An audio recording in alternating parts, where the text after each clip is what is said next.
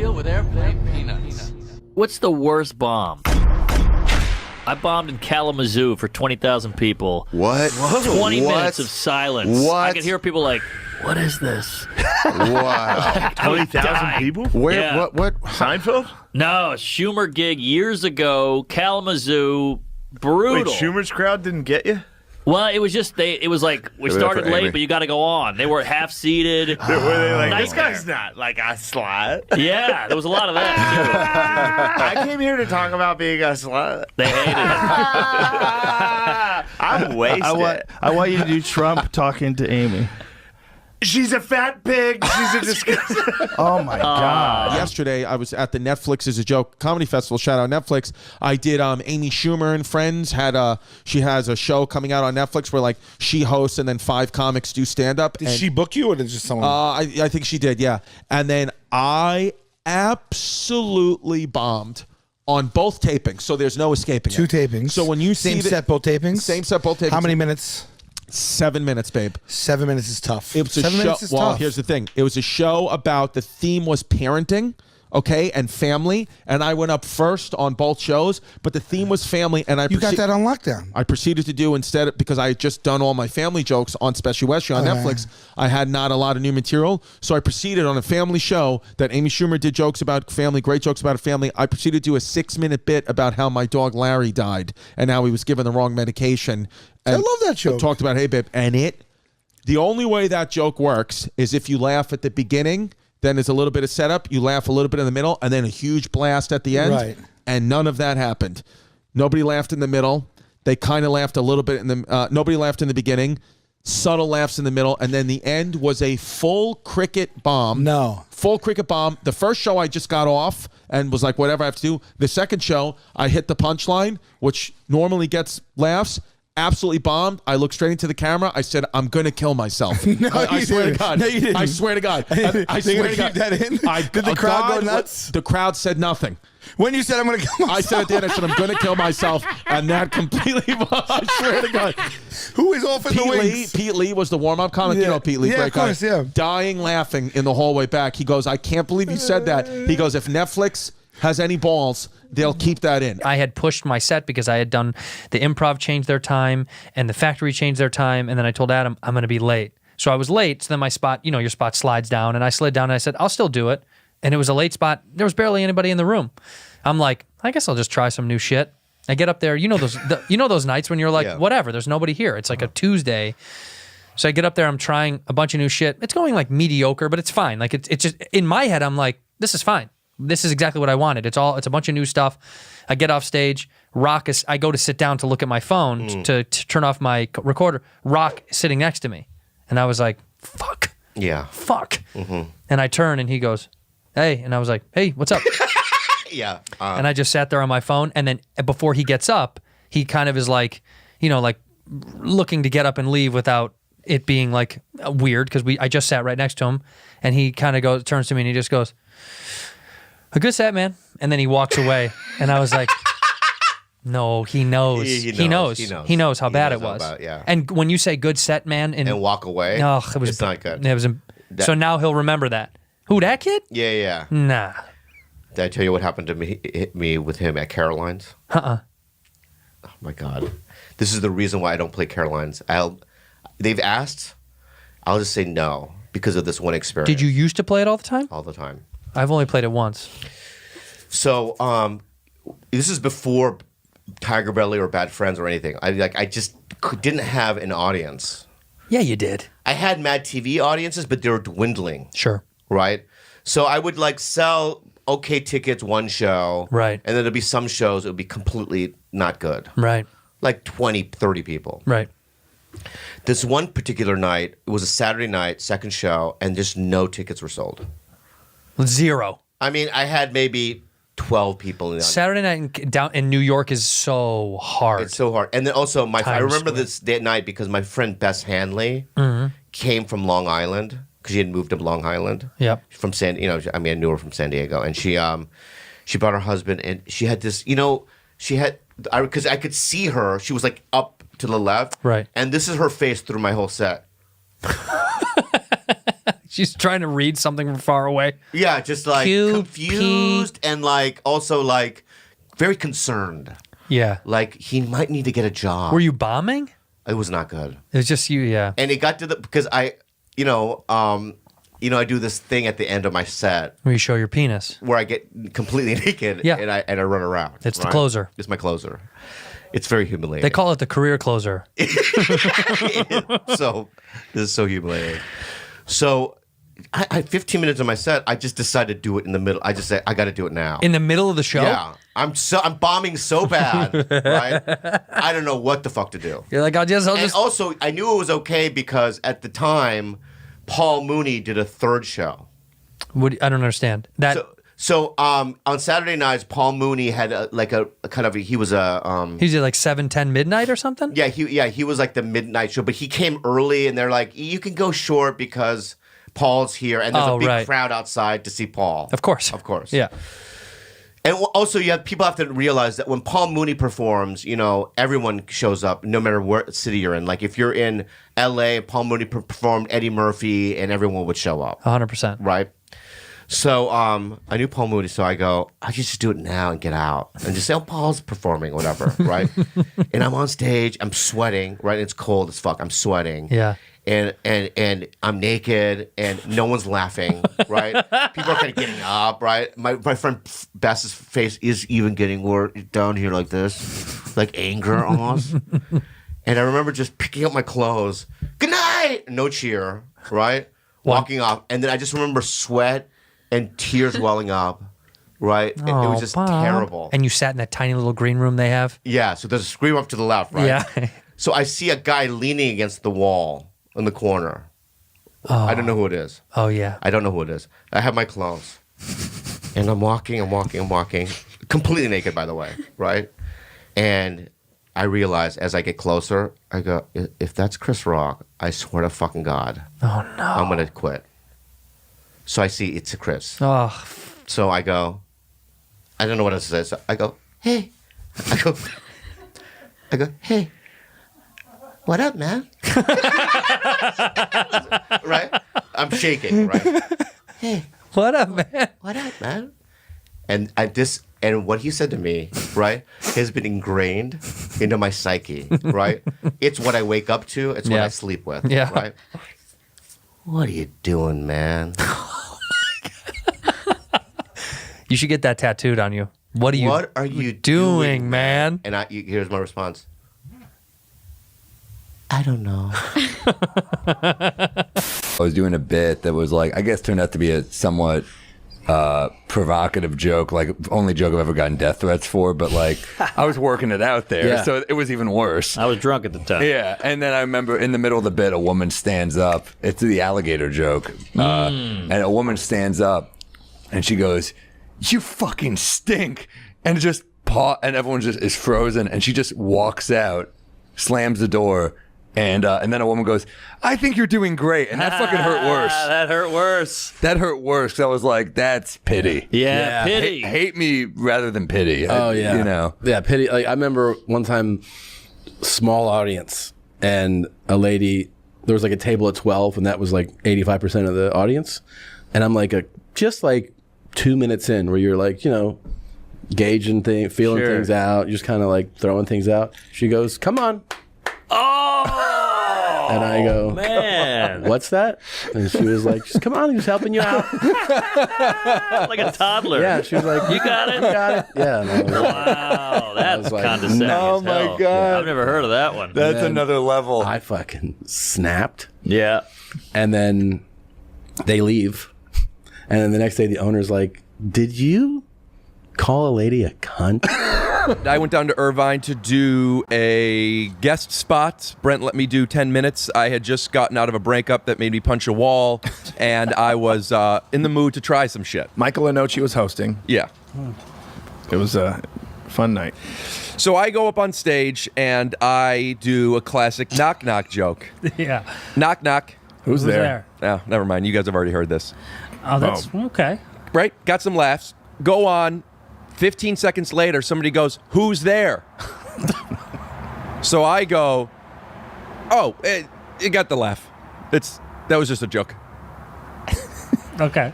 Keep going. So then about another minute into what could be a good enough at least set, the guy goes, "Who's there?" Again. Yeah.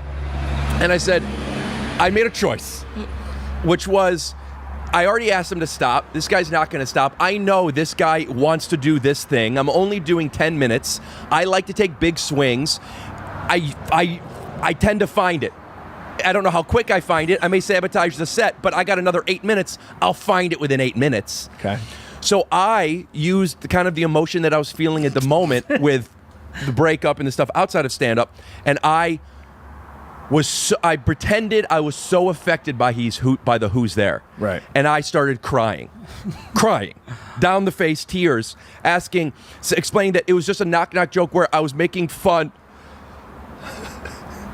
Have you ever said? And then I'm so mad at him because he's bullying me. And have you ever said? Then I shouldn't have done that joke. Whatever. But now we're like 3 minutes in, and I have to explain to you I'm making a joke. If you don't think it's funny, then it's not funny. But let me just do my fucking thing.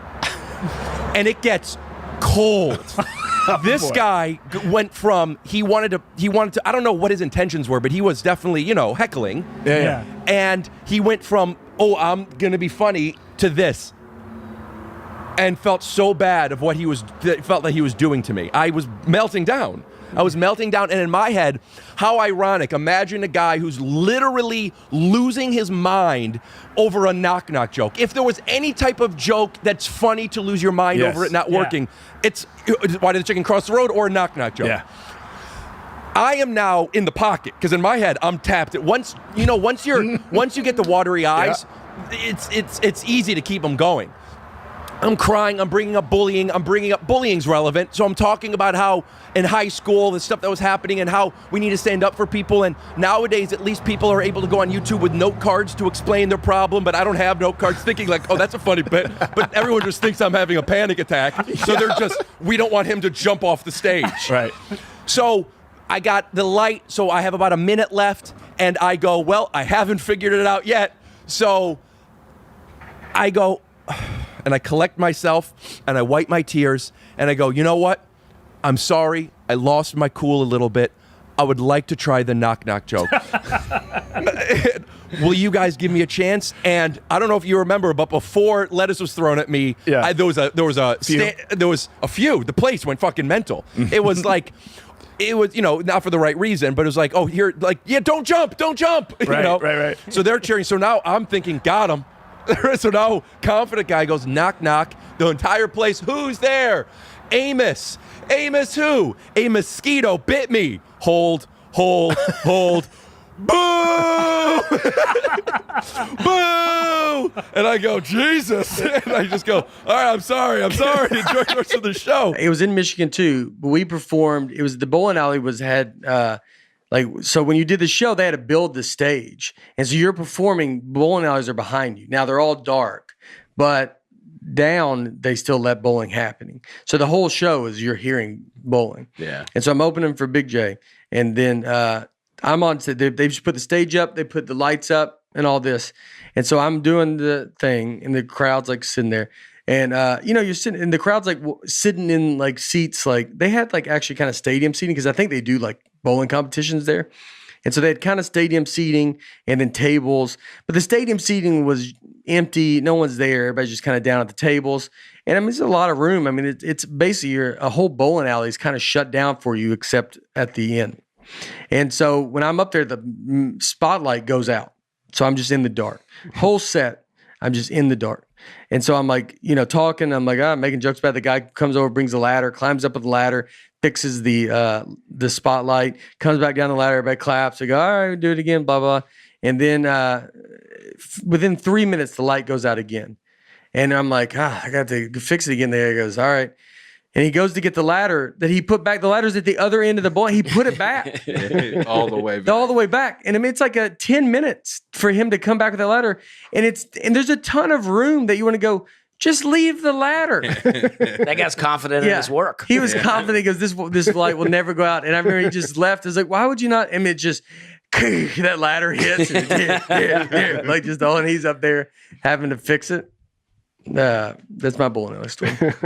I love that there's just a couple of lanes open. They're like, yeah, we're doing a show, but we need a little bowling. I was doing a college gig, something called a nooner. So it was basically like, in a cafeteria during the middle of the day. Nobody has any idea there's going to be a show. And you get like the worst intro. You always do the credits first. He's been on this, he's been on that, blah, blah, blah, please welcome. So they would always do your name first. And they would just be like, we have a comedian. His name's Bill Burr. He's been on TV. And here he is. And then you would just go out and immediately would just be bombing and kids were eating. So, I went up there really defensive. It was somewhere in the middle of the country. And I just went up there just chopping people's heads off because I thought they wouldn't throw food at me. So I just started attacking the crowd. How long are you meant to do it? I was supposed to do like an hour. I did like 20 minutes. I remember one, I couldn't believe it didn't get a laugh. There was a guy with a cowboy hat wearing a suit. And I go, look at this guy. It looks like he's trying to get a loan for a horse. And it got nothing. It's a good joke. It was all right. It got nothing.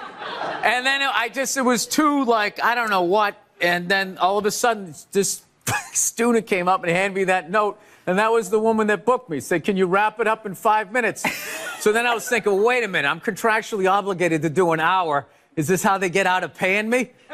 So I was on stage in the cafeteria, no laughs, going, are you still going to pay me? I still get paid? It was the PR union's benefit celebrating Kirk Douglas at the Beverly Hills Hotel. This was, a few years ago, about 8-9 years ago. And if you know anything about Kirk Douglas, besides playing Spartacus and being an Academy Award-winning actor and the father of Michael Douglas, he suffered 20 years before from a stroke, a horrible stroke, which kind of. But they don't tell you that. They don't no warning on that. Well, and he couldn't speak. He lost his ability to speak clearly, which they also don't tell you.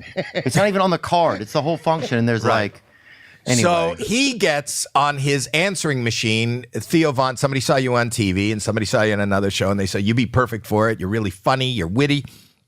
We would love you to come to the Beverly Hills Hotel and host the Kirk Douglas benefit. Yeah. And Theo doesn't, he's busy. He says yes. Well, he did say yes, but I don't think he heard the word host. Mm-mm. He heard roast. Yeah. He heard roast. And this was serious. And when this was happening, I was with him. He was legitimately upset. He goes to the hotel. And who are some of the people that are there in the audience? And dang. He said Sally Field. Was Sally Field? Sally Field was there. And I didn't know if it was Sally Field or Fields. And well, he didn't know Kirk Douglas had a stroke. Yeah. Well, here's the thing. They just, you think Publicists Guild, they fucking give you some intel, right? So I had nothing, bro. They sent me out there, and I thought I was a roast. So we wrote all these roast jokes. Me and my friend Matt Weiss wrote the roast jokes about Kirk Douglas. Yeah. And the man is like 95 years old. He can't speak. Didn't you call attention to that in the roast? How good an actor is he? He can't even, everything's a vowel. Didn't you say that? He doesn't have one fucking consonant. And then you get up to do the roast. Listen to this guy. And what happened? In the we said, what did we say, man? We said, his publicist's job must be easy. He's still alive. That's just her announcement every year. We ripped him. He was 90-something years old, and so I thought it was a roast for how old he was. Whatever his name was, Harold Douglas.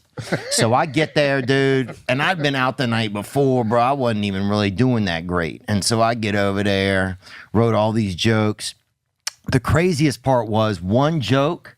There's one guy that laughs, right? The lights are off in there, right? One guy that laughs.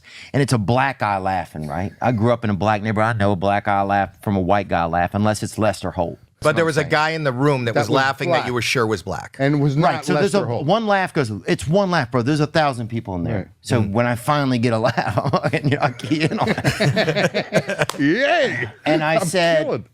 And I think the joke had maybe had a little some racial undertone. So the one guy laughs is black, and I'm like, at least the brother laughed for me, right? I said that, right?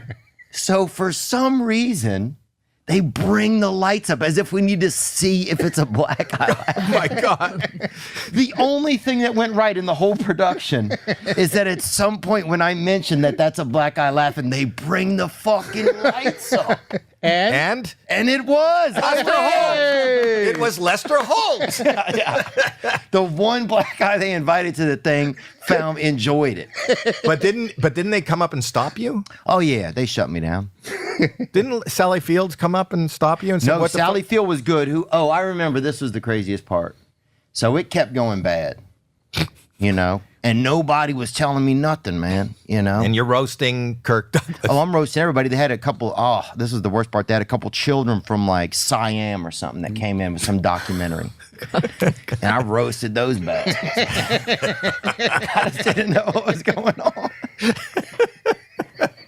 But there was no rehearsal. I didn't even know what the fuck this thing was, dude. Some orphan children. Yeah.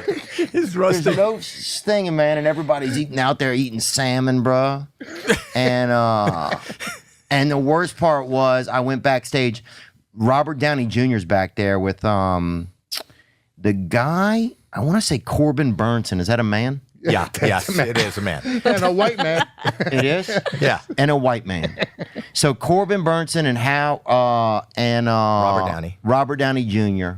are standing backstage. And this is before Iron Man. This is when he had just, I think, messed with the hookers or something. Okay. Or the men. Whatever happened, I don't know. Who didn't do it? I don't know what it was, man. Oh, when he got high and then he woke up in somebody else's house? Yeah, whatever you want to call it. Okay? Gay chicken. We've all got different. There's a version of gay chicken. Robert Downey Jr. I'm backstage. He's back there. Oh, this is what happened. He goes, and they knew it was going bad. They knew it was going bad. I mean, it's bad when Iron Man shows up, right? To stop everything. He's saving. And he goes, hey, man, in 10 years, nobody will remember this. The funniest thing you watch as a comedian is watching another comedian die on stage. And the reason why is that that's something that you relate to so innately, so personally, that it makes me personally just laugh so hard because you have that experience and nobody knows it better than a comedian, right? Or a performer that just completely dies on. So you just laugh because you relate to it so hard. It's not because like, oh, I'm happy he's bombing. No. It's like this, what he's going through, his mindset, all the shit that's going through his head, the catastrophizing the fucking scene, the breakdown in the middle of the road. He can't get out of it. He's looking for the light. Have I been lit yet? That shit is like classic, man. My first 3 years, I used to break chairs. What? I used to break bottles. I hit a pigeon with a car. Oh my God. Like when I bombed, I would get I had to learn how to bomb with grace. Right. That was the big problem I had the first 3 years. The other thing that I had that a lot of other comics didn't have is I know when I bomb. Right. There's nothing worse than seeing a comic come off stage and go, I killed him. You're like, oh, God, no. yeah. What the fuck is wrong? Oh, no. It's the worst, yeah. Denial. I destroyed that room, and you're like, I was sitting in the back. I had to take a tomato from a guy. Yes. They were just about to fucking hit you with a tomato and a slingshot. Oh, easily. And you're telling me that's the other retardation that you don't want to say nothing. I can't do I love when I bomb and you're standing there having a drink and you won't make eye contact. And to break the eye contact, I go, how bad was that bombing? Makes the Gulf War look like a fucking Chinese parade. And you're like, There's 10 shows in my life that almost ruined you. That there was. Oh, I had a fucking show at Cobb's. Al Madrigal saw it, where I went to the kitchen and I literally got on my hands and knees and I looked up in the sky and just cried. It was that terrible. Natasha Leggero was there. And I just was going, I mean, there's 10 of them in my life that stays with me, shows. Forever. That were so bad. Yeah. And there are always like situations where it could have ruined me. Like that show with it at Cobb's was Zuckerberg. It was for Facebook. What? Yeah, so Facebook was rented out Cobb's. And to get us the best comics, it was me, Ian Edwards, Natasha Leggero, Al Madrigal. I thought they said the best comics. Back in the... All right, come on. But at the time. Yeah. Right? No, great. Yeah. It was a good... All good, very good comics. Yeah. And so, and I had to close, right? But by that time, they were drunk. Yeah. And I just remember, like, people are dancing. There's music playing for some reason. I'm on stage, and people are just like the party has started. People are just Zuckerberg. Everyone's just dancing, right? And I'm going to tell my jokes, right? People are just dancing, not even paying attention, right? And I remember just putting the mic back in, getting on my knees, and just screaming, crying in the kitchen. Oh my God, it was terrible. I I bet never you played there again.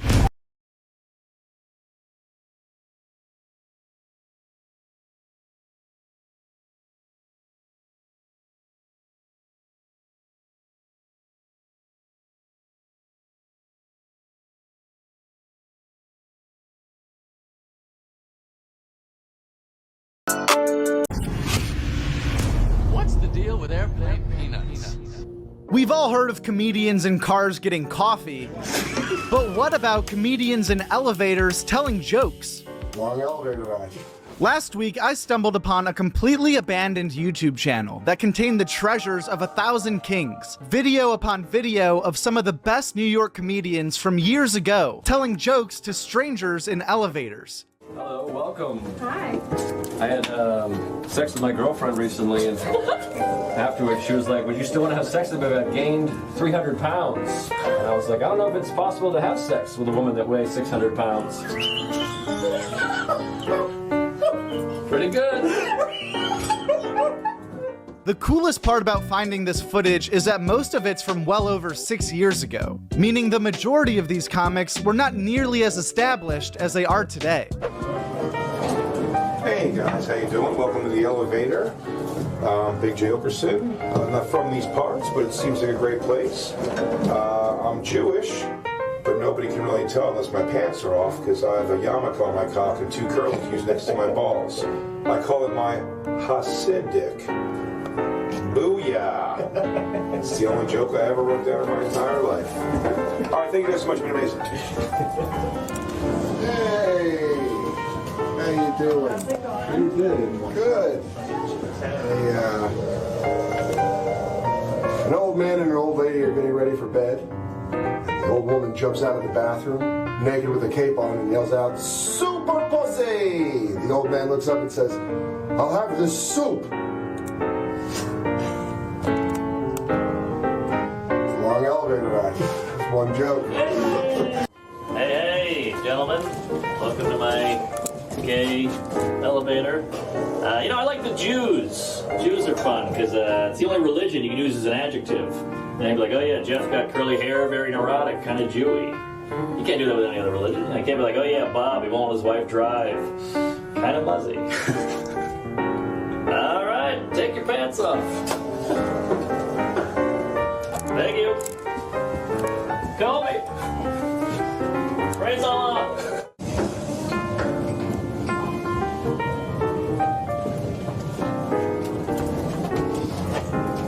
Nobody's afraid of AIDS anymore. It's crazy. It's insane. I wanted to know why. I read an article the other day on Facebook, and it said you can live till 70 years old with AIDS. If I had AIDS right now, it wouldn't even be in the top 10 things killing me. I would go to the doctor and he'd say, the good news is you have AIDS. The bad news is your cholesterol is high. The AIDS might help with that, we don't know. I call my dad, I'm like, it's just AIDS. And he's like, thank God. You're finally taking care of yourself. So, do you guys have AIDS? I always like to check. I should have checked before I did the joke. But people with AIDS like that joke. AIDS.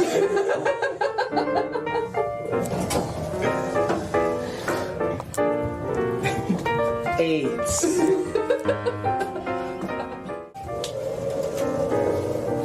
I only take ecstasy when I go see my family because it makes me love them. The last time I did it, I ended up motorboating my Aunt Sheila. I put my face in her tits and went, ah! Crazy. I'd blow you if I thought we'd both enjoy it. Oh my God, I gotta go. I used to be good at that because I liked I gotta get in my studio. See you later. Kanye? I said to my girlfriend, how about a good night, fuck? She shook my hand, said, good night, fuck. Remember to tip your waitresses. Two gay guys are at the house. One guy goes, I'm bored. The other guy goes, let's play hide and seek. I'll hide, and if you find me, I'll blow you. The other guy goes, what if I can't find you? He goes, I'll be behind the couch. New people in the crowd, guys. Welcome to Comedy on the Elevator. I'm your host, H. Foley. Good to see you. Thanks for coming. Good-looking couple. Is this your sister? Like where this is going? What part of West Virginia are you guys from? Just roughly about? Huh? See how things go. If she's not good enough for anybody else's family, she's not good enough for yours. Let's see how this works out. It's very nice. Missy, you married? Does he know you're here with him? That's what we want to know. Does he know that it's going on in the elevator here? And guys, that's our time. Thank you so much. Take care, all right?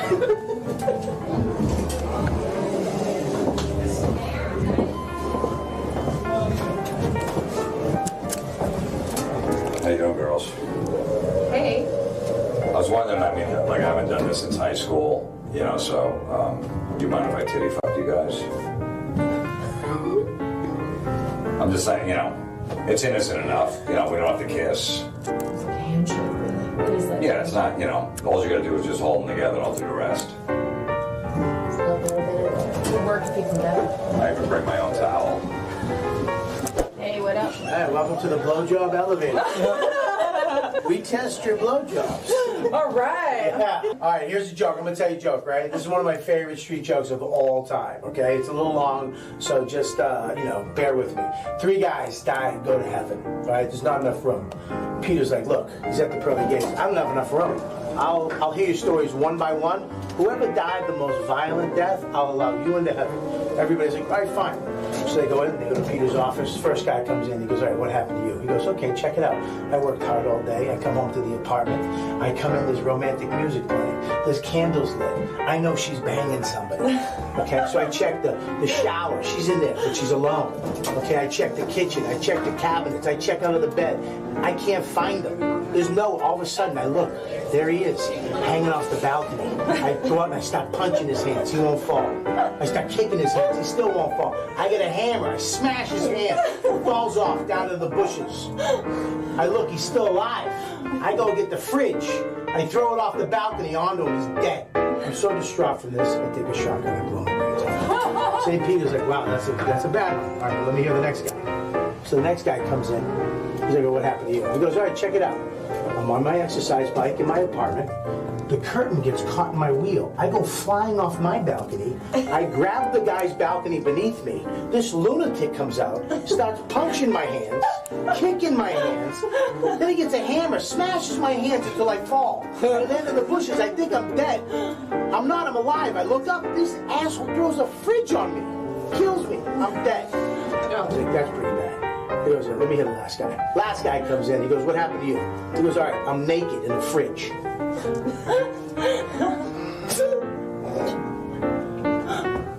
Did you get it? The guy she was fucking was hiding in the fridge. All right, I gotta go. Get the fuck out of my... All right, wait a minute. Whoever's gonna blow me, please stay. Where you This going? guy. Ciao. Thanks for the team, buddy. 2 guys are at the Ferrari dealership and they're standing next to a brand new Ferrari. The salesman comes out and he says, gentlemen, are you thinking about buying a Ferrari? And the guy says, no, we're buying a Ferrari. We're thinking about pussy. Thank you. Good night.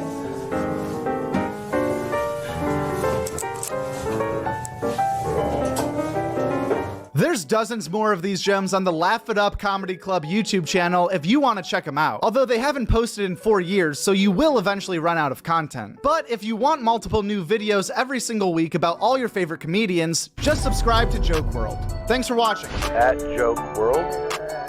That's it, at Joke WRLD. And the world is WRLD. That's a great YouTube channel, Joke WRLD. Check it out. From gaining 16 million followers on TikTok, every single TikTok comment is requesting me to do more red flag crowd work, to shutting down Ticketmaster's server while selling out his world tour. This kid sold out a world tour in a day. Shut down Ticketmaster. At the age of 27, Matt Rife has already made some serious waves in the comedy world and has plenty of people talking. You got that guy, you have Matt Rife. Matt Rife. Matt Rife. This is Comedians on Matt Rife. He's suspect to me. Matt Rife is somebody I look at him and I go, oh, I could beat him up. But he's a boxer, though. It doesn't matter. I feel like I can. So he wouldn't be. But you, I just know you would defeat me. Right. In a real, you would never, because your insides would go against it. My point, though, because you're a good guy, but I'm just saying, if we didn't know each other, and I went in and I, you know, hoogly boogly your kids, you know what I mean? You know what I mean? Yeah, you're saying I could get it to a level. What does hoogly boogly mean? Who knows? Who knows? Because I would do this hoogly boogly. Because I think, you know what the difference is? Because I think I know a little bit more about history than Matt Rife, so my hate for Asians is more than him. Because when you look back at history, you really want to hate the Asians. Can we talk about that real quick? Yeah. As you gotten more successful, has the bitterness worn off? 100%. Really? Yeah, everybody gives, I don't want to say his name because everybody mentions him, but like the hot guy with the shirt off, everybody's talking about him. Can you believe this guy? And there's all these pages dedicated to hating him. And I'm like, I don't care. Let him do his thing. He's killing it. Yeah. What do I give a shit? But if you were 20 starting comedy, do you feel like you would have felt Probably, yeah. some animosity? Yeah. And I know a lot of big comics now who used to have podcasts solely to shit on other comedians, and now they're huge, and they don't do that. Yeah. It's all insecurity. And no one internalizes. No one goes, maybe I suck. Most do. But we are people too. It was son. insane. Me and you are both not the handsomest guys. We have flaws. Yeah, but you fucking maximize it, dude. So do you, dude. I know. We're two guys who have a lot in common. We're guys who are not traditionally handsome, but we fucking maximize. I got the glasses to separate the eyes. You got the nice rims to distract from things. I mean, I can't speak for myself, but I never saw you as, I always saw you as a pretty good looking kid. I saw you as a good looking guy too, but I'm aware we're not Matt Rife types. No, but who is besides Matt Rife? You know what I mean? That's like saying like I'm not. You know, he's a great looking kid. It's like saying I'm not a Brad Pitt. We're ordinary looking guys with flaws. Yeah. I feel like you could get in shape as much as possible and you'd still have a double chin. Really? I can't wait to tell you guys this. This is the one that hurt the most. This one hurt. I know what story this is. See, you're not getting this and protect your park. This one hurt so fucking much. So I did the Blue Room in Springfield, Missouri. Great room. Ticket sales dog shit. I got those Springfield numbers, and it bummed me out for an afternoon where, like, Katie had to rub my back at one point because I was going like this. I mean, 40 a show? 40 tickets a show? It's $250. And she's just going like, hey, it's Springfield. It's the third market in Missouri. And I'm like, I know. I just fucking... So we go... I know ticket sales are low. Fly to Kansas City, drive down to Springfield. I get to Springfield. I get to my hotel. I go upstairs, and there's like 11 texts from random comics. Not like you guys or my, like comics that I'm friends with, but I don't really talk to. And they all screen grabbed the same promo. Oh, no, free tickets? Dog. Worse. Dude, I hate you get it on Reddit. Dog? Free tickets for Louis J. Gomez this weekend. This is about to ruin every story you've ever told. Louis, because Joe knows this. This is the story. I sent this to Joe, and Joe went, oh, God. Please don't. All right, so I fucking Oh, it's so bad. I love it. It's worse than you're thinking. So I'm going to show it to Louis. Can you send it to me so I can put it on the screen? Hold on. I'm gonna show it to both of you and then explain. Just read it. Don't write. Just read what it is. No. And then let Bobby read it. Let Bobby read it. And then I'll explain it. It's worse. It hurts so much. I sent it to Dan St. Germain. It's an all-timer. I sent it to Dan St. Germain, and Dan St. Germain goes like this. He goes, whoa. He goes, whoa, that hurt my feelings. Here, let me say. It's so bad. I'm sweating. So what happened is... Oh, fuck, that sucks. I'm going to show you guys. It's a promo, and Joe, I saw it. I have it saved. It's my background. Oh, fuck, that's So the comedy club put on Instagram, it wrote, Matt Rife fans, get a chance to see Dan Soder. A chance. And Matt Rife. Anyone who buys a ticket to see Dan Soder this weekend will be issued a raffle ticket for a chance to see Matt Rife in July. Each person in attendance to a show will be entered in a chance to win. So it was a raffle ticket. It wasn't even another ticket. It was a raffle ticket. Dude, I saw that, and it was such a gut punch that I was like, oh. I mean, you'd be better off just going and getting homeless people and putting them in the road. Dude, that was in the Soloplex. I was like, I've used that word twice this podcast. Thanks, Bobby. I mean, the idea of like the crowd being filled with people that are just there hoping to BBC Matt Rife. And every show, I made sure when a joke would hit, I'd go, God, I hope you guys win Matt Rife tickets. And you would hear them laugh, an acknowledgement laugh of like, oh yeah, was it packed? The numbers went up. The numbers got there. I mean, I'm That's not lying. That's a great idea. Maybe I'll fucking start. I'm not lying. Maybe I'll start buying Matt Rife tickets and raffling. It doesn't even have to be. You can't buy them. Good luck affording them. Dude, I'll figure it out, dude. There's a way to turn this. You don't even have to have the tickets in there. Just tell everyone they lost. And honestly, you didn't win. And honestly, like, good for that guy that he's doing so well that it's a fucking raffle ticket. I like Matt Rife. I do too. Never met him, but he's doing so well. Nice guy. Like Rogan is. I think you have to dream big, but don't say yes to things you're not ready for. Sometimes you have to. What are you going to turn down? Yeah.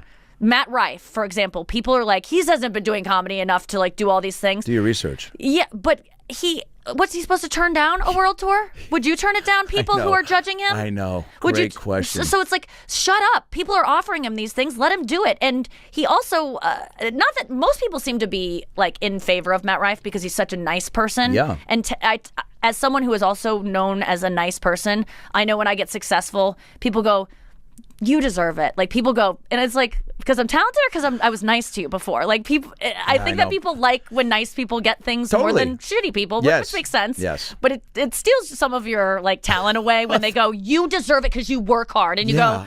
Fuck, I know. But then there are other people like I think Theo, who is so naturally funny, seemingly, and it seems like he doesn't work for it. That when yes, thank you, Theo. Yeah. People tell him, God, you're just so naturally funny, and I think people like him, I don't mean to speak for him, get mad when people don't acknowledge how hard he's worked for it. Totally. Some people say him doing what he's doing. I don't understand. Wow. And I'm not saying this to be negative because I like the kid and I'm happy for him. Which means you're going to say something negative.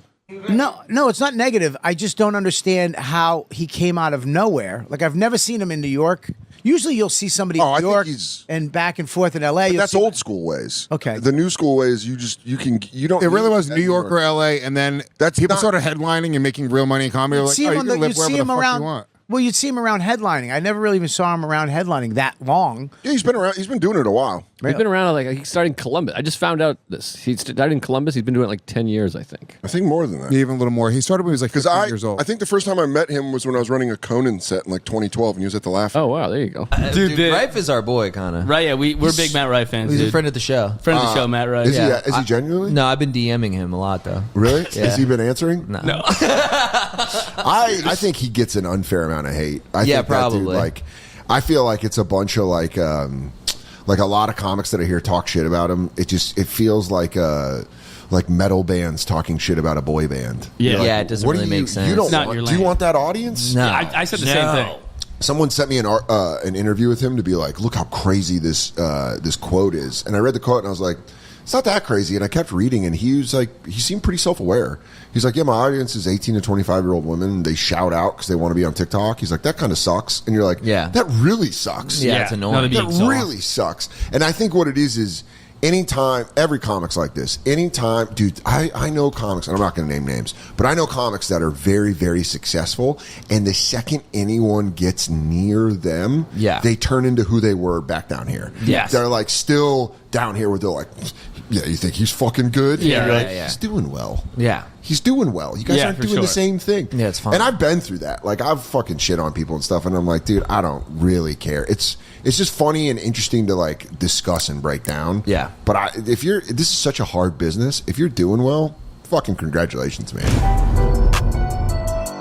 At Joke World. That's who did it. At Joke World. And the world is WRLD. That's a great YouTube channel, Joke World. Check it out. What's the deal with airplane peanuts? So I am a dumb bitch. How can I not be so stupid and keep my husband? I want to keep him happy. And I think all the women listening too, they want to know the secrets to a good relationship. I'll tell you the secrets. Yeah, I'm writing them down. I'll tell you the secrets. Yeah, put your Let me tell you the secrets. Yeah, Okay. go ahead. I'm taking notes. I don't think most women understand what men are looking for in general from life. Okay. And it is not just relationships, it's in general from life. if you want to keep your man happy, you need to think, how do I make my man look better to the world? How do I make him look better in front of other men? You know what? If I were to just make him 2 coffees and shut the fuck up, Yeah. he's going to look like the big G. And he's going to be in love with me. That's what you have to do as a woman. Well, let me just stop you real quick and say something. You got a lot of work to do. Me? Yeah. I brought you 2 coffees this morning because you were coming in, and I said, Tommy, here's your 2 coffees. I did. I'm just saying, he made a lot of sense. And just, what do you fucking... I'm just saying, keep taking notes. Don't even talk to me. You ever get in a fight with your girl and then just tate it up for an hour? No. What do you mean? You don't do that? Cobra Tate. Just to the yeah, Cobra you just Tate. you gotta get a swipe on some tape, bro. That's it.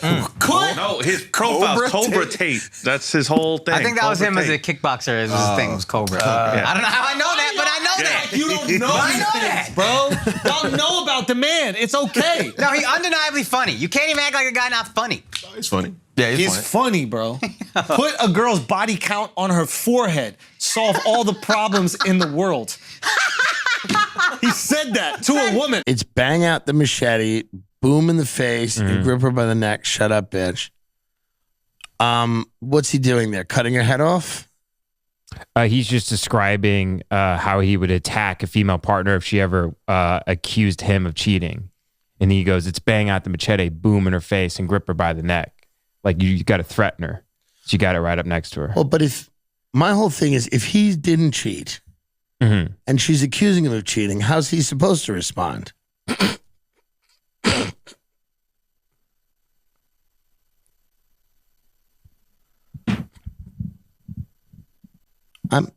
I'm confused. You think it's real? I think it's a funny character. I think no. This has been going on for years. This has been a build-up of him trying to get people to be. It's his genius wow. zone. But is it though? Like, is that what you want to be known for? Is that really like? You're a piece of shit towards women. Well done. That's your legacy. Yeah. Well done, man. Yeah. There's always going to be a place on the internet for guys explaining to incels that they can't get laid because women hate them. %. Like this guy, the Netflix documentary that they've just done, The Most Hated Man on the Internet. It's literally Andrew Tate, but like 10 years ago. This is not the first time we've seen this.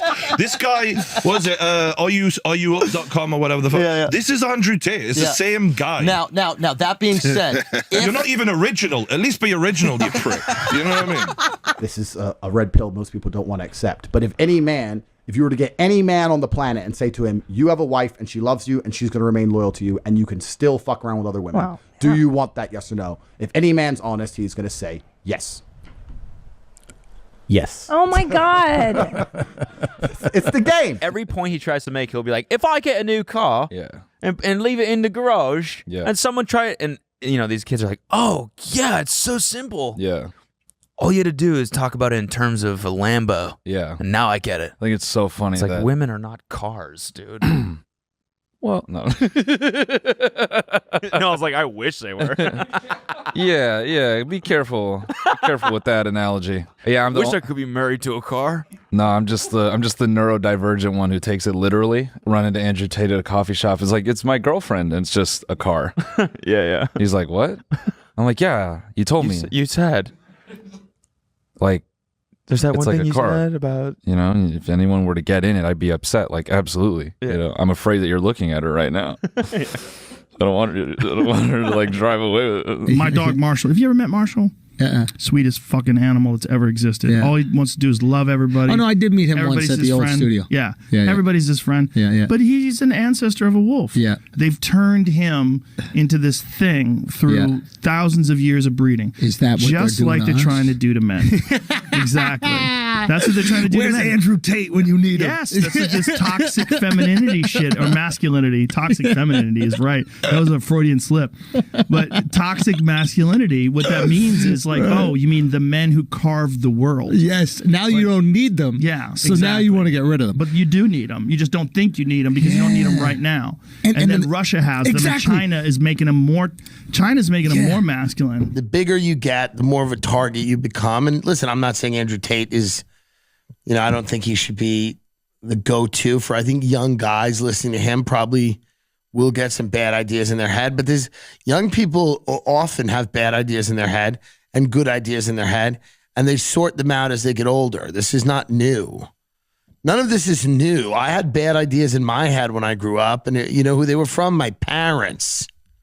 Now there's people on the internet that can influence people for sure, but there's a lot of other people that can influence you too, positively, negatively. I don't see any rule. The ruling is gavel, put him back on social media, please. I don't see any reason holding a machete to someone's neck. If that's a problem, well, I don't know. Get me out of here. He didn't do it. He said it. Yeah, so I'll put a machete to someone's. I mean, that's hypothetically speaking, he would do such a thing. If he said if right X, then Y. If I'm accused of cheating, I'll use the machete. But he's not really going to do it. It's probably a goof. It's a joke. I don't know. Never before has this happened in history. A guy that lives in Romania and does what he does there, which is own casinos, apparently has slaves? That's the crazy. I don't know what the he crazy does. thing. Slaves. You can't just say people have slaves. That's the allegation. Female sex slaves? That makes it better. I don't know what it is. I don't know the rules of Romania. My point is, he is showing up on my feed non-fucking stop. Dude. I'm not clicking on it. It's just next video is him in that accent, which I don't know what the fuck country that I'll be is. trying to figure that shit out too. God damn it, bro. It's a non-stop, yo. Yeah, so cap. You clicking on every single video. Well, after a while, what crazy shit this guy going to say to a woman's face right now? This is kind of impressive. He's like, people are cutting up my videos and then misrepresenting me, and he's like, there's no way that I can't be misrepresented, so I'm gonna like stop putting out anything until I can figure out how to like a way around not being misrepresented. But then also you're like, you're not. I'm sure sometimes you're misrepresented, but also some of those clips are. Well, no, because you kind of like, for example, the big ones that go viral, like the women not driving or whatever. Yeah. Like you said that on like 5 podcasts. Exactly. In a row. Like that was like a talking bit, point. a talking point. It was Yeah. like a bit. Yeah. Which like it's one. Yeah. Which is funny. You're like, why is that worthy of you getting kicked off? Exactly. Of the internet. 100%. That's crazy. Yeah. So that was. Do you think like to what degree is it conspiracy where like a guy from YouTube and a guy from Facebook are like? I don't think it's a guy, but at Facebook or YouTube.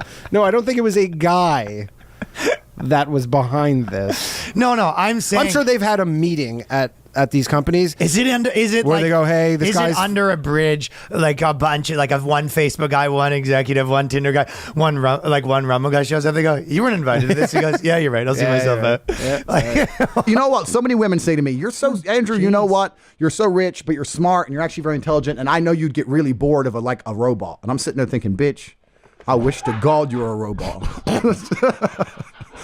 You better shut the fuck up. We talk about star signs? Oh yeah, I'm so glad. Tell me more about by Sagittarius rising. You idiot. There's no such thing as too submissive. There's no such thing. I'm never going to look at a beautiful woman who does everything I say and go, you know what? You do too much of what I say. I want to go get some disagreeable bitch. Yeah, exactly. Wow. On one planet. But Cobra, let me tell you what you're saying. If there's truth to it, and judging by my husband's reaction, listen, we've had world famous comedians sit across from him. He's never spit coffee out of his nose like he just did for you. It's because it's like, you know what it is? Sometimes you see these videos of these guys that are lost, and then they walk into a church, and then the preacher says like the exact right thing from the Bible, and the guy's like, "Oh my God, this is what I needed."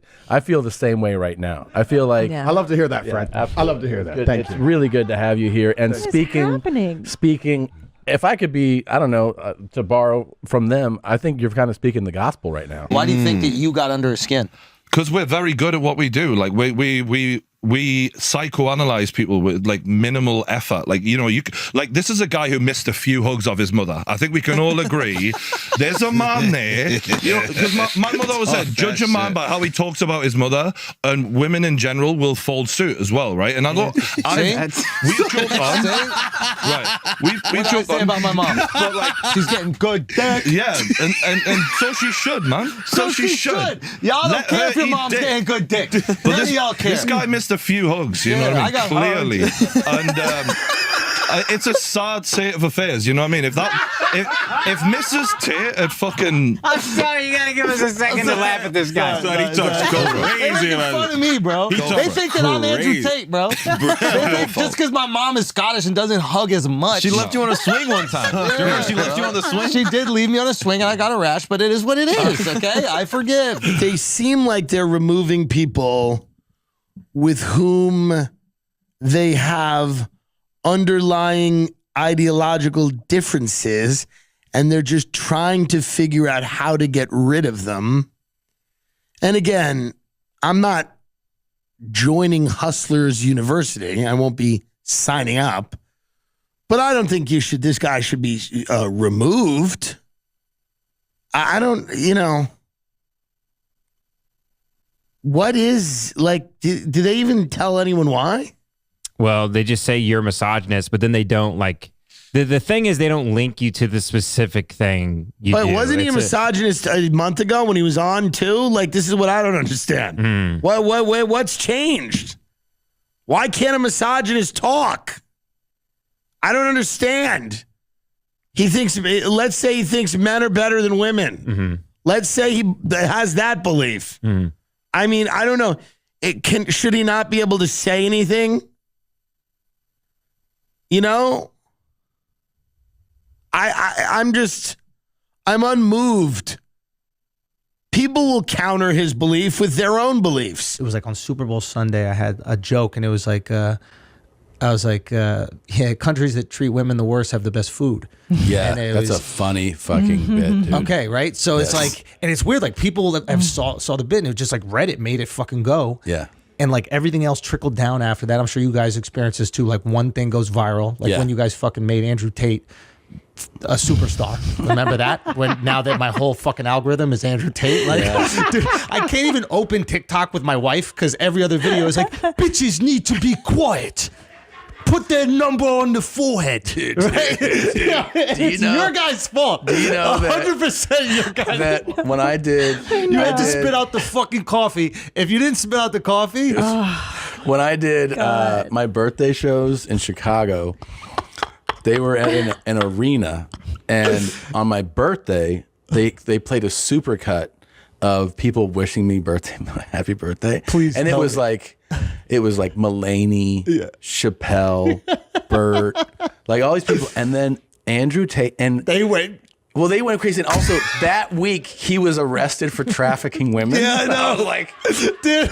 And so you hear people go like, oh, I was like, oh. Whoops. Yeah, charges were dropped. I want to say, Tate, I know those charges were dropped, and you didn't do anything wrong. So I didn't know the charges were dropped. Yeah. And I still wanted him on the podcast. Yeah. Because He's it was like, it was just hilarious. charges. Yeah.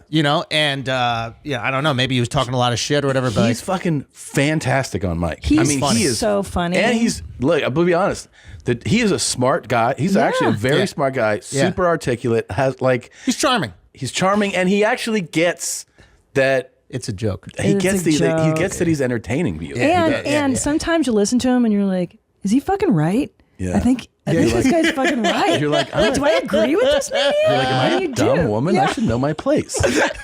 Now here's where I come in. This is where the insight comes in from Yanni, and I'm right.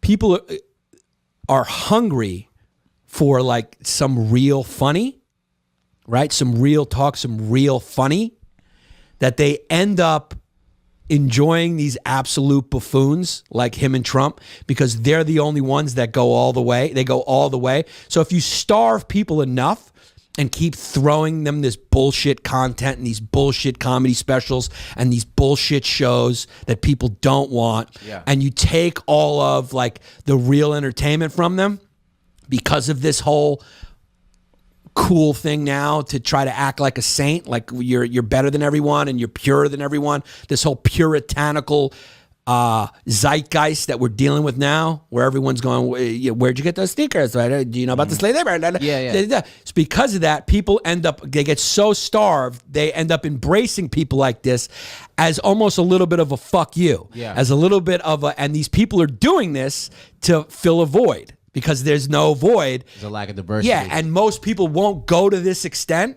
Like, I won't go to this extent to get attention, right? Because I have integrity. But people like Andrew Tate and Donald Trump don't. So they will go to whatever extent to self-aggrandize.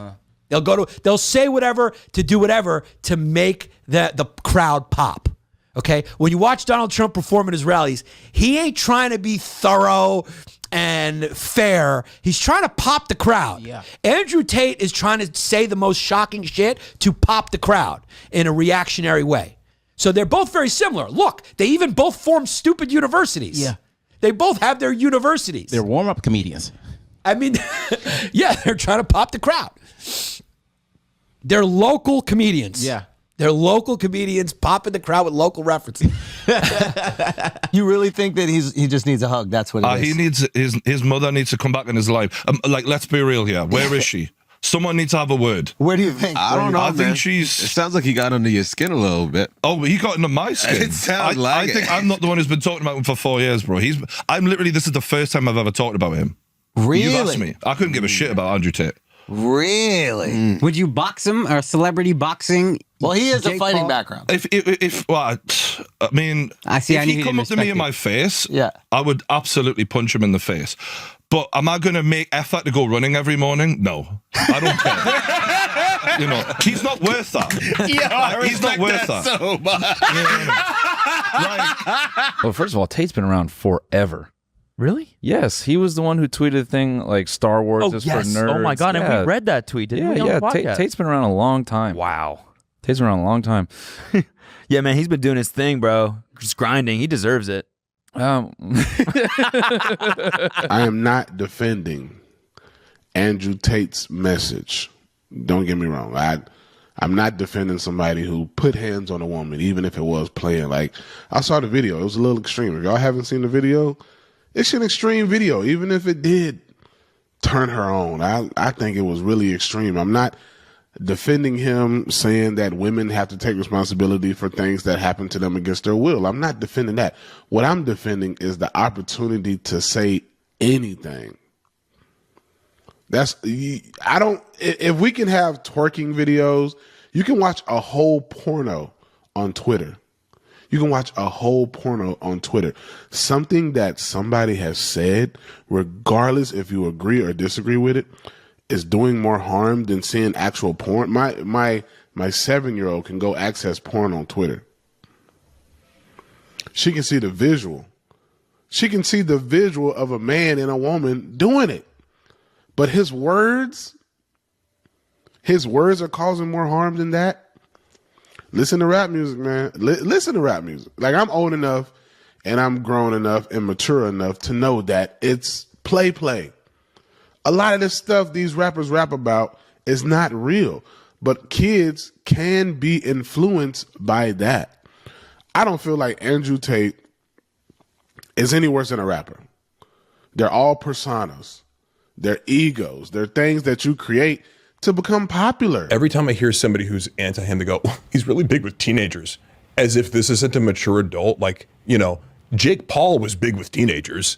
This guy's big with anybody who has a brain, to me. To me, this guy's big with everybody. They took all his This guy's big with males. This guy's big with males. It's just not That's teenagers. a huge sin. Now, teenagers might be into it because there's no outlet for this. Right. But who are you to silence him because teenagers find him motivational or whatever? He's dangerous, Brendan. Yeah. Because he's corrupting the youth of Athens. They killed Socrates because he was corrupting the youth of Athens. Andrew Tate is not an outlier, is my point. He's more of the normal prototype of the person who gets famous now.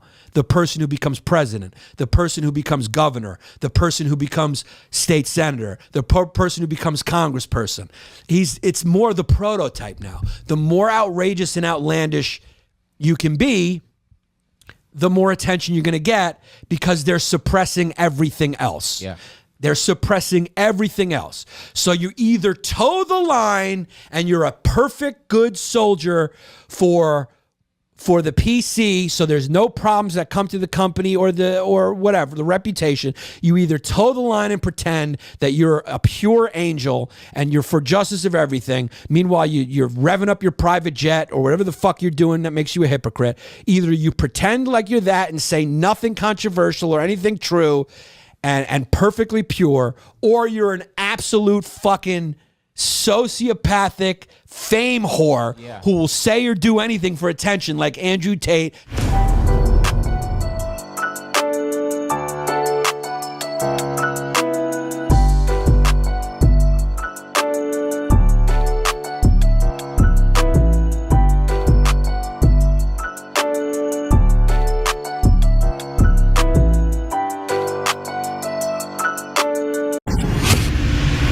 What's the deal with airplane peanuts?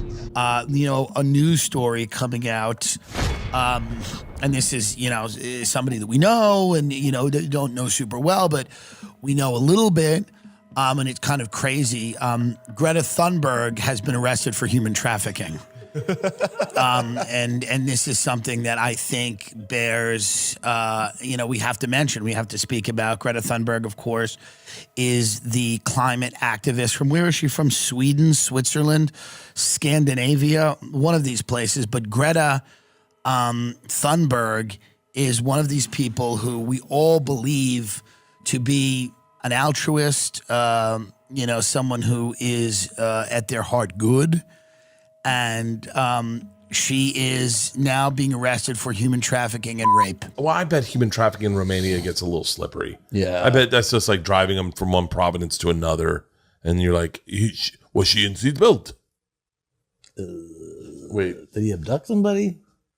Abducting's a little slippery of a slope. It is. It's I like- guarantee you there's been a time I can give you a abducted ride. Leanne. Yeah, yeah. And I was like, get in the fucking car. We're going home. Yeah. And or I'm guarantee you she's abducted me a couple times. She's like, you're done. We're going. Oh, I think I've seen those. And then legally, I got abducted by her. Yeah. And she probably drove me into another state, human trafficking. The raid was sparked that the American was being held captive at the house. Okay. I mean, these are also reports. Yeah, these are just reports. I mean, I think, look, the guys, this is going to come, by the way, I'm sure all this will have come out in the wash once this is airing, because we're reading this as today. Yeah. But I bet this is all going to be fine for him. If he doesn't go away for something that people view as morally reprehensible, I think it only increases his star power. Oh, yeah. And the fervor of his fan base. He's already bigger now, 100%. Yeah. And especially, like, let's say he does 5 years for tax evasion. It's like, oh, they couldn't stop him, so they had to get him on tax evasion. Oh, he was too powerful. The Matrix was trying to quiet him. It's like, or maybe he was finding ways to skirt around taxes and he wasn't, bribing the right people in Romania. That's the other thing, is like, my man was talking about how corrupt Romania is. Like, you snitching on yourself, fam. Like, don't talk about your homies. If you are paying motherfuckers off, say Romania is not corrupt at all. It's the perfect place, and you want people to move there. It's amazing. And you're Don't almost say they corrupt. asking Romania to prosecute you, even if it is a corrupt place. You can't go say that shit to millions of people. You're basically going, you won't. Yeah. Do it. You're saying do it. Okay. They did it. Romania, I don't know what their system is like. I don't know whether they're corrupt. I've heard things, but I don't have any real information. So I'd be talking out of my ass to say, if he really did like sex traffic people, if he really did all the things he's saying, well, I hope that gets proven in court, and I hope he gets punished if he really did that. If he didn't do that, I hope he gets exonerated, and I hope he gets the fuck out of Romania. I don't know. I don't know what he did. I know a lot of what he does is theater, right? A lot of what he does is very like satire. He plays the role of this boastful misogynist who smokes cigars and drives Lamborghinis, and that's his thing. And because of that, he's amassed an amazing amount of money. And he's done it by doing this character, this online persona, but then also says very wise things. He says ridiculous shit, but also says really interesting things. He's a very smart guy. If you listen to him being interviewed by Patrick Bet-David for a long-form conversation, they talk for hours, and you get to see this is a very intelligent and calculated guy. You might not agree with his message. You might not agree with all the misogynist stuff. You might not agree with, and I don't agree with it. You might not agree with all the crazy antics, but you cannot deny that that's been incredibly successful because it resonates with a lot of young men who don't feel represented in the media. And they see this guy and it looks like fun. Do they agree with what he's saying? That doesn't mean they agree with it. They think it's fun. It's like pro wrestling. He's like a bad guy in pro wrestling. He's a heel. Tate has angered some very high-profile people, and he's been a controversial figure. And I'm sure that people in Romania are not happy with that. I'm sure that the heat he's bringing on Romania is not something they like. And I'm sure there's a culture in Romania of crime that he by just existing, and by Romania getting more attention now than it's ever had. There's a culture of quiet corruption that they would like to keep quiet. And when he's on his show talking about, oh, this is how it works, you pay people off, you pay off officials, you do this, you do that, I'm sure that there's people there that do not like him.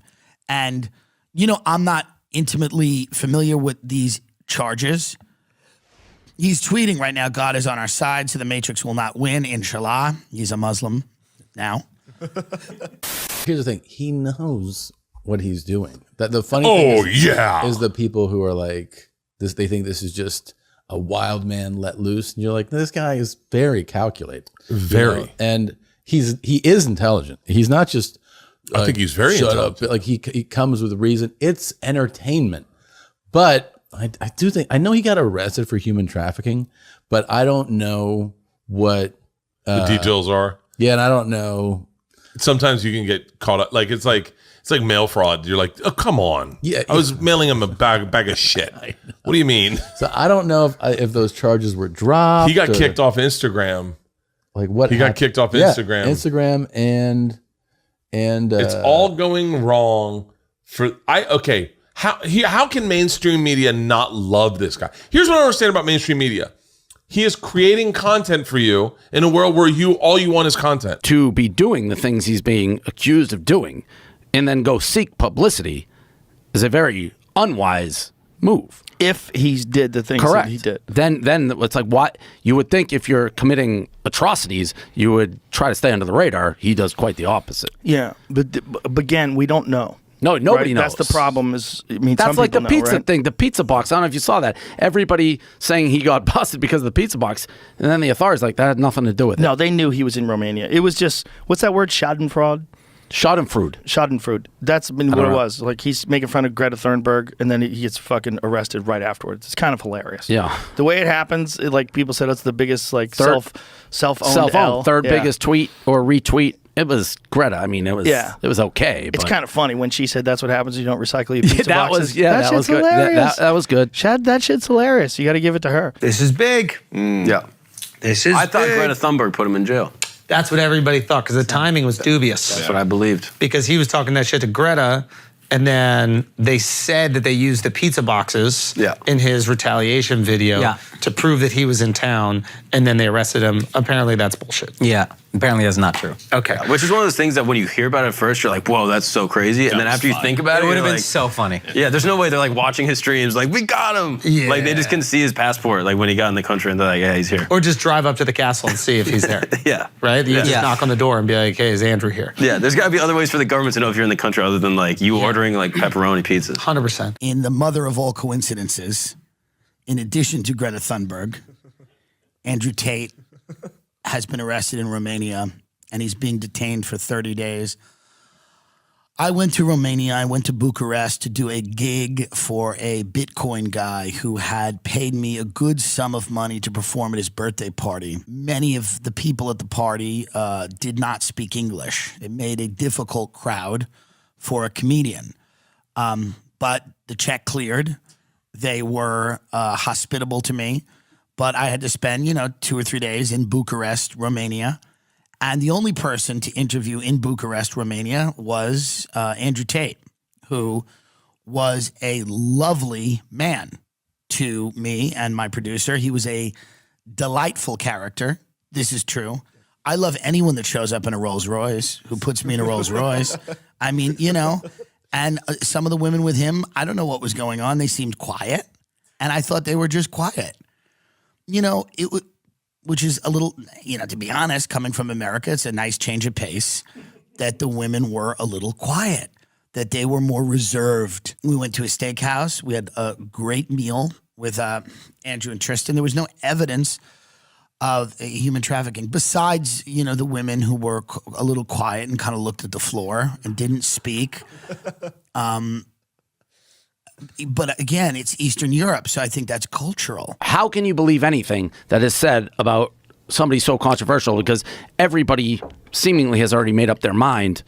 Right. So where to get real information on him? Who knows? All the objectionable stuff, I think, also was unnecessary. I think if I don't know him. If I did know him, I would tell him all the boastful shit and the shit about him being, the top G and all that stuff. All that shit's great. But the misogynistic stuff, like if you have daughters or if you have a wife or if you have sisters and stuff like that, you don't want that. Well, you don't that narrative, like putting that out there, that's negative to everybody. It's not even positive to him. It's like it's not necessary. You already know that there's an investigation going on in you. Obviously, if he's as big as he is, if he's the top G in Romania, he has people in probably the police department or their version of the FBI or whatever the fuck it is, who are like, yo, there's an ongoing investigation about you. You know they're eventually going to go back in jail. So of course go on all these platforms and then say, the Matrix is coming for me. Is it the Matrix or is it the motherfucking police that have said, hey, we're building this case against you? You know what else to that point? When I was It's looking. like Tory going, listen, the Matrix is after me. I mean, I know I shot this woman in the foot, but the Matrix is conspiring to put me in prison. He's an alpha. I don't know anything about him, but I don't like it because I feel like he would have liked what you just said. You can pay him to learn to be an alpha. What's less alpha than paying to learn to be an alpha? That should be the whole seminar. You just show up, he's like, who paid? And they all raise their hand. He's like, get the fuck out, pussies. One guy's in there giving him the finger. He's like, this is my protege. So Andrew Tate is in prison for 30 days. Yes. On what? Not sex trafficking. That's what everyone thought at first. They thought it was sex trafficking. Organized crime allegations, correct? Connection to what? The mafia? Yeah. Is that it? Organized crime, so yeah, I guess they would believe mafia. Okay. But there's a few allegations. They've been investigating since his last arrest in April. Mm-hmm. Allegedly, one of his women that was making like $55,000 a month on the cams that he was forcing to work said she didn't make $1 off of it. So that's sex slavery, I assume. Well, she wasn't a top earner. Measly 55. $55,000 a month, bruh? Come on. That's like $700K a year. Come on, step it up. Step it up. Okay. That's top B, I think. What else? The people that support him no matter what are going to support him no matter what. They're not really going to care. If 300 women came out and say, we were Cosby drugged and raped. People that support him are going to go, they're agents of the Matrix, they're liars, it doesn't matter. And the people that hate him and the things he says are going to believe he is a rapist no matter what, even if it is not proven, even if some of these victims, their credibility is called into question. Andrew Tate, everybody's talking about this guy. I don't get it. What should I know about this guy? Is he good or bad? I think he hates women. Oh, he hates women? You like him? Oh, okay. I thought women hated him. Oh, you gotta keep your bitches. Whoa, she's fun. That's a fun lady. She does anal. All right. She does. Oh, all right. Great. Okay. I nailed it. I want to smell that guy's hand. I can't tell if his brother is a real person. Oh, really? I think it's him. I think he's doing split screens. I think he's smart enough to do split screens. He is smart By enough. the way, I've just figured out what I'm doing. What? I'm doing Bert Kreischer split screens. I'm going to do split screens with me and my twin brother, Brent. And what are you Brent guys gonna do? Crystals Just, and like, Bert Kreischer. go And at Brent's Crystals is going to be a fucking lunatic. Oh, what's And Bert going to be like? the voice of reason? The voice of reason. Oh, yeah. I think it should Dude, flip I it. have not showered. I think Brent should be the voice of reason. They were lovely to me. That's all I can say. They did not traffic me. They trafficked me in a Rolls Royce. So, I mean, you can traffic me. And, you know, I mean, the women at the house were lovely. They were quiet and they didn't look me in the eye. And, you know, because that's, so I still withhold judgment. The house, the decor of the house was a little human trafficker. If I had to peg the decor, if they brought in a designer and gave the designer inspiration, it would be sex trafficking. I mean, it's all black. It's kind of sexy. There's like secret rooms and everybody's on closed circuit TV, you know. But I don't know. Is that human trafficking per se? That you have a sexy house with secret panic rooms and then everybody's on closed circuit TV all the time? I don't know. Epstein had that a little bit, right? But that's maybe part of the package. I don't know. I love real estate and I love homes. And I respect different people and the way that they choose to live. So some people are going to want more of like, let's say, a French colonial. Some people want a traditional Spanish. Some people are going to want a modern. And some people are going to want an Eastern European sex dungeon.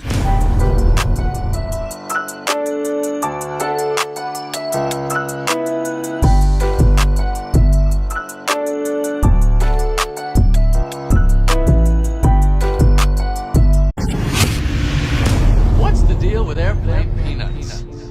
I love comedy ever since I was a 4-year-old boy, and I got pulled out of this bucket December 2nd, 2019, and I'm a bigger comic than I've ever been. I'm better, and I'm here now, and I can focus on just getting good, and there's nothing in life more fucking cool than that. The first ever inductee to the brand new Kill Tony Hall of Fame. Ladies and gentlemen, this is Michael Lair.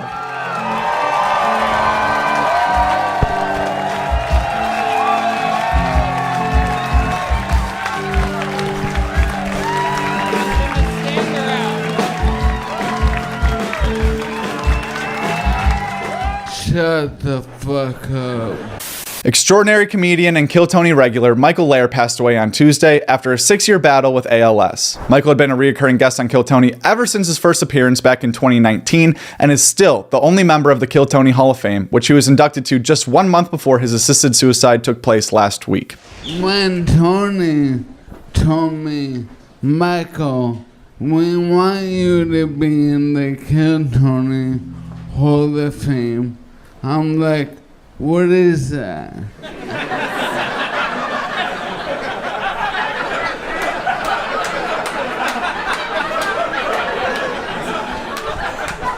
Can I sleep there? Will there be a credit check? Because if so, I will not pass.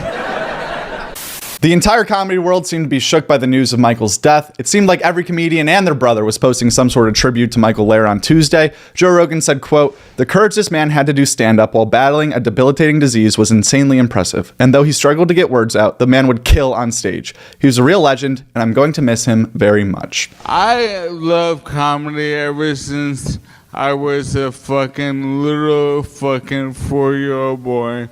And I got pulled out of this bucket December 2nd, 2019, and I'm a bigger comic than I've ever been. I'm better, and I'm here now, and I can focus on just getting good, and there's nothing in life more fucking cool than that. Wow. Wow. Wow. Wow. Wow. Wow. That was beautiful, man. That was so real. Yeah. That's who Thank you are. That was who Thank you are. you. That's beautiful. And that fucking joke about how the South, that's funny. That's Thank funny you. as fuck, dude. That's real. Did you run out of cocaine? What happened? And that's another part of this wild story is everything he's saying is true. He went down like he was on a real bender for a few weeks. He was hanging around some wild people, and Yeah. Austin is fucking, I guess everybody, Yeah. no one warned me that everybody's on uppers here, but We need to kill a mediocre homeless person and transfer their energy into your body. Yes. In true comedic fashion, Michael Lair still had one final joke prepared for all of us after his death. The same day his assisted suicide was officially announced, Michael's Instagram account posted a video of him and his dog captioned, "Michael still gets all the bitches," followed by another post captioned, "I told you I was sick." So I was just in Portland 2 weeks ago for my assisted suicide. Obviously, I didn't go through with it. In fact, 1/3 of people do not go through with it. But the worst part about it was my chatty Uber driver on the way home.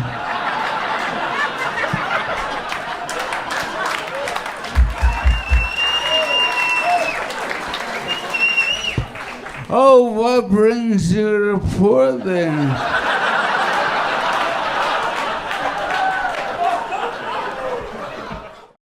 Paris Fashion Week ended yesterday with some familiar faces taking the runway. Theo Von, Andrew Schultz, Andrew Santino, Stavros Halkias, Jeff Ross, and Matteo Lane all took the stage to tell some jokes while rocking the newest fashion line from Kids Super. Hit the middle, and then... Oh, okay. And then you guys can start and move. So you mean like you're in a tough neighborhood, kind of? When asked about inspiration for the comedy-themed fashion show, designer Colm Dillon said, "You know me, with Kids Super I like to do non-conventional fashion shows. So the idea is like it's a Comedy Central roast and I want it to go all in on fashion, but I want it to be tongue-in-cheek, not super mean."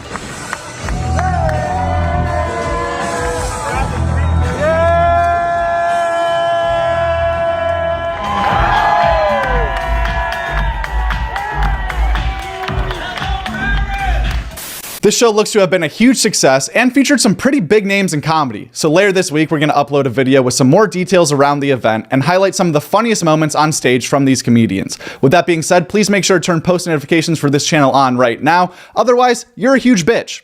Guest spots from last week: Your Mom's House had on Tom Segura's mom, Charo. Two Bears, One Cave was Bert and Louis C.K. Kill Tony Tonight is Ian Edwards, Andrew Santino, Sarah Weinschenk, and Kim Condon. Flagrant had on Andrew Santino. Dan Soder was a guest on Take Your Shoes Off with Rick Glassman. And Whiskey Ginger had on the New York Boys, Sal Vulcano, Chris Stefano, and Joe DeRosa. The studio stinks. Well, we got yelled at. Chris No, I Chris like got a it. phone It's- call from the people downstairs at a chandelier store, which isn't a real store, by the way. Obviously, a No, front. it's a mom How many front. fucking who's buying chandeliers? 0 people. You ever bought a Literally chandelier? 0 people. No. You have though. I shouldn't even. I have 3 chandeliers in my house right now. Describe them.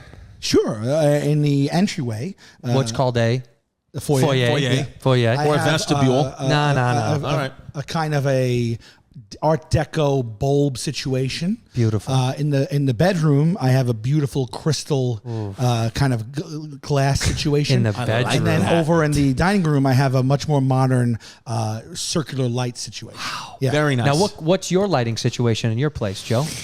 No chandeliers. I'm not LED allowed, strips? I'm not allowed to have. Yeah. Joe lives over LED strips underneath the bed. Joe lives over a dumpling shop.